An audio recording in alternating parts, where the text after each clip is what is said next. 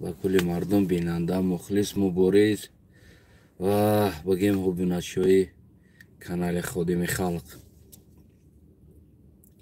امروز روزی تاریخی بگیم که پولشا روزی استقلالیت روزی استقلالیت این دولت این کشور هست.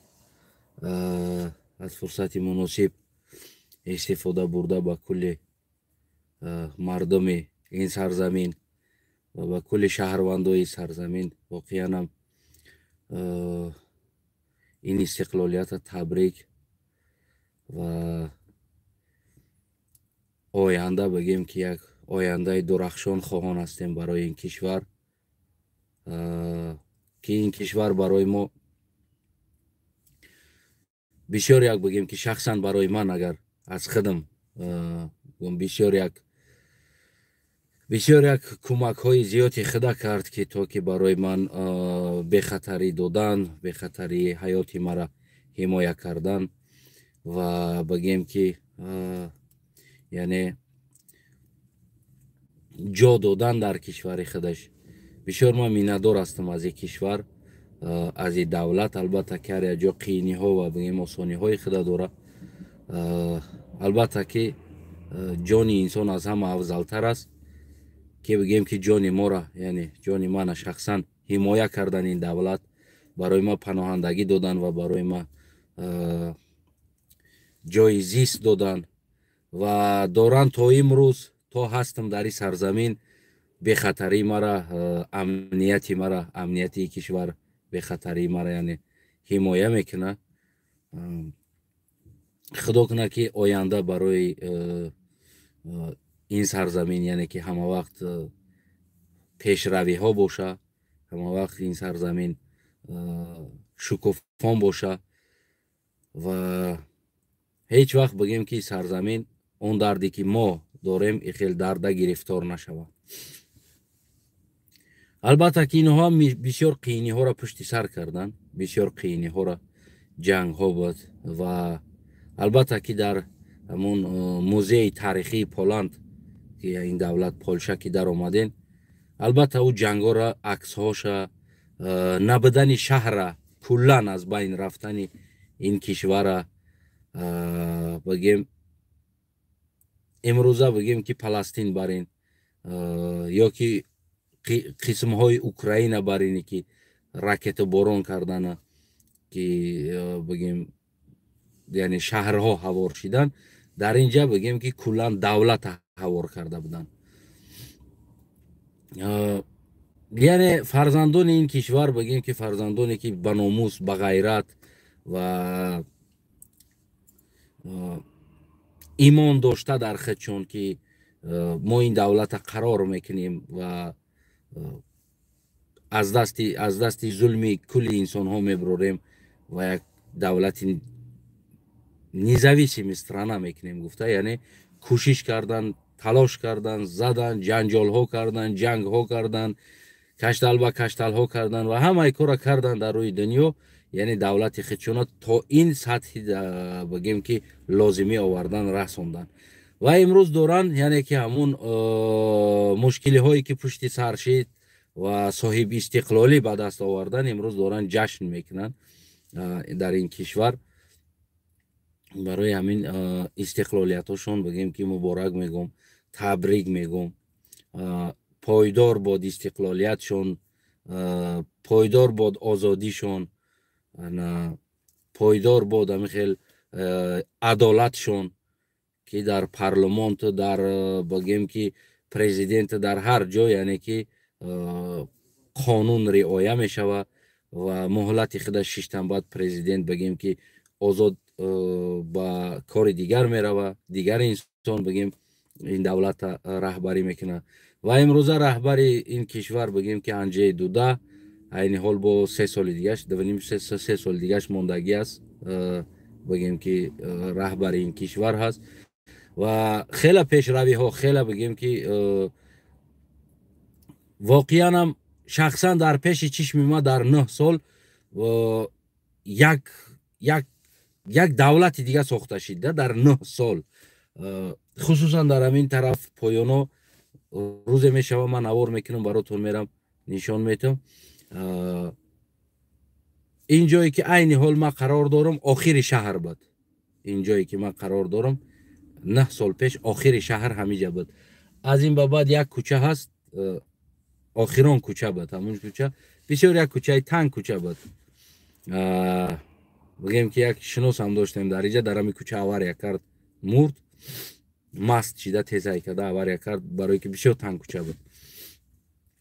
بگیم که یک چند سال پیش مرد. در همین محولاتی بگیم که 5-6 سال آخر باور کنین حال اگر از اینجا روی چندین کیلومتر دیگه میره که شهر است. یعنی آخران جایی که من همین 8 سال 9 سال پیش اومده یه وقتم اینجا آخران جا بود. همین جایی که من شیشتم نوار کرده ایستادم. آخران جایی شهر بود. او طرف قشلاق میشید. اما این طرف چندین کیلومتر دیگه شهر رفتگی است، رایون ها ساخته شدگی است. یک بار هم من در همین 9 سال ندیدم در تلویزیون پولشا پرزیدنت پولشا رفته لنته بریده باشه. و این حال در اینجا بگم هیچی نبود. اوسنش جنگل بود. این طرف هم خیلی درختزار بود. یک رهچه مایده بود، او طرفش جنگل بود و پایان دا قشلاقا بود. و میبینی که جنگل نیست، شهر است. مترو اومد گذشت. مترو چندین استانوفکا بگیم که مترو گذشت اینجا. ببینید چقدر آبادی کرد، چقدر در همین سال.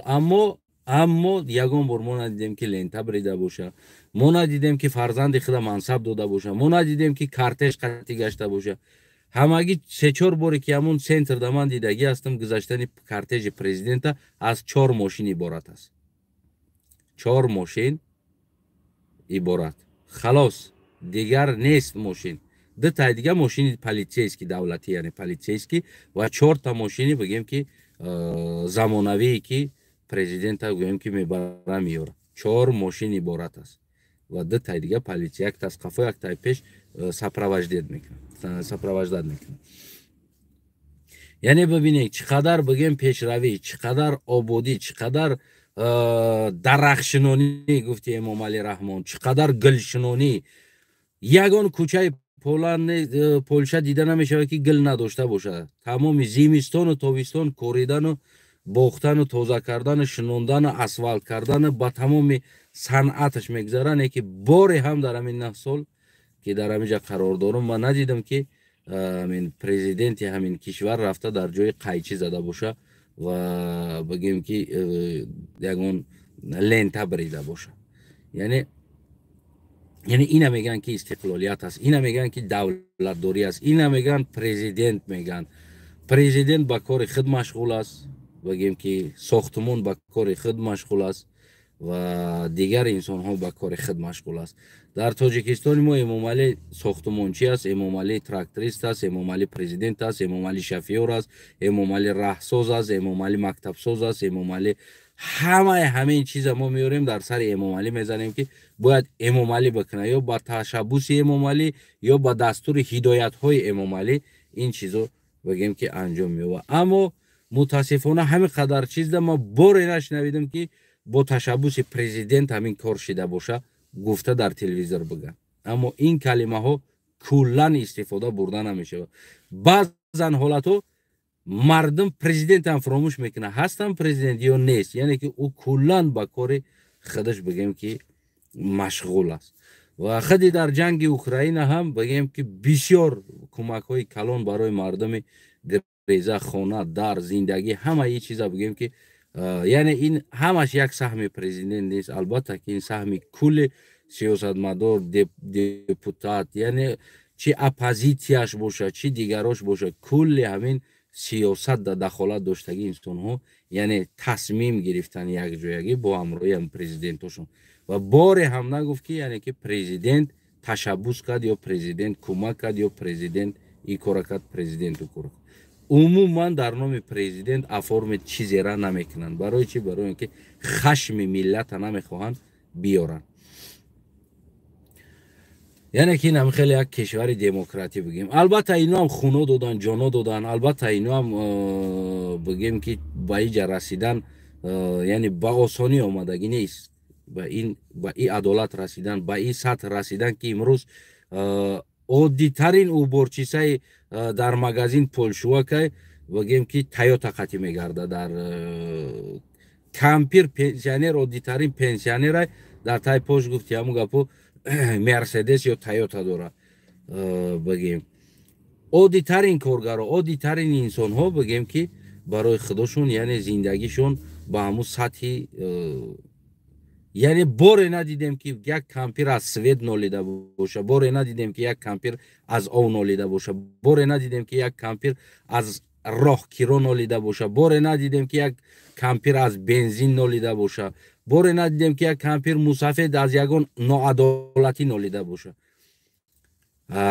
албатта ки дар ин ҷамъ бозам бигем баъзе нолишҳо ҳаст, яъне мегӯянд ки кам аз зиндагии мода аз $700 агар ба доллар бигирем аз $600-700 пенсия сар мешава, аз $700 пенсия сар мешава, бо мерава дальши боло мерава. аммо $700 пенсия гирифтестаги кампир баъзан ҳолат мега ки кам аз пенсияи ма оддих рафта натонистестам. хонаи кадоми одаме бидрои қанд, қанфит, гӯшт, шоколад, мармалод, маска, ягон чи проблема надора продукта. Не ки боз мега ки мо ягон кишвари дига ман позволят накардестам, ин сол оддих рафта натонистам, аз ки пенсиям кам буд. Яъне ин гапо мешава. Ин гапо албатта дар лубои ҷо, дар лубои кишвар бигем ин чизо ҳаст. Аммо $700, $600, $700 пенсия мегира. моҳона кампир мусфед пенсия мегира. бо пилус гуногун барномаҳо кӯмакҳои давлатӣ аст ки барои ӯ кампира бигем ки омода мекунанд то ки ӯ кампир брава духтураш бепул аст, дигар ҳамаи чиз бигем ки қариб ки ҳамун он ҷаннате ки нақл мекунанд қариб ки барои ҳамин шаҳрванди ҳамин ҷа як кампир як мусафед ҳам хеле як ҷаннат бигем хато намекунем, як ҷаннат бигем хато намекунем, барои он ки ягон камбудӣ ва ягон мушкилӣ надорад. яъне тамоми зиндагиш муҳайё аст. яъне анами хел кишвар бигем сохтанд. албатта ки ҷонбозиҳо буд, албатта ки талошҳо буд, дуздӣ набуд, дуздоро аз сир кардан омада буданд, дуздҳо ҳам омада буданд сари қудрат, дигарҳо ҳам омада буданд, аммо заданд дуздиҳоро сир кардан ай сари қудрат, ғоратгароро сир кардан, депутатҳои шайтона задан сир кардан, мошенникоро сир кардан, аферисторо задан сир кардан, адолат овардан ки дорем имрӯз мо ҳамуро карда наметонем. яъне мошенник, дузд, ғоратгар, аферист барои мо депутат, президент ва ғайра, начальник, министр, вазир ҳастанд. ино ҳам доштан ӯ чиза, не ки ино чӣ кор кардан, ино задан сир кардан, оқибат омадан ба ҳамун бигем ба як адолат расидан. агар иё ҳам ранги мо вори худоро шукр мегуфтанд, гуфти ҳамун гапо шукронаро тимор карда дар гарданшон кашол мекарданд ки як рӯз на як рӯз шифо метаҳӣ, мерафтанд ғуломӣ мекарданд ва албатта ки кишварам бигем то ин дараҷа намеомад, намерасид. яъне ҳама ҷонбозиҳошон буд, ҳама ҷонтиёшон буд, талош буд, кӯшиш буд, муборизаҳо буд, майдонҳо буд, бигем ки то ин ҷо омадан расиданд. агар мо ҳамун тимори шукрона райгарданмон бигирем, тимори шукрона райгардан бигирем ва мо ҳам агар кӯшиш кунем ва бизанем дуздора сир кунем, бизанем ғоратгарора сир кунем, бизанем аферистора сир кунем аз болои қудрат ва биёрем одамои адолата биёрем ва ҳақиқата биёрем, албатта ки мо ҳам на кам аз як кишвар метавонем ки зиндагӣ кунем. зиндаву саломат бошен. бори дигар истиқлолияти ин кишвар муборак ба инами миллаташ буд ва ҳалолаш буд инами истиқлолият, инами зиндагӣ. хонатон обод.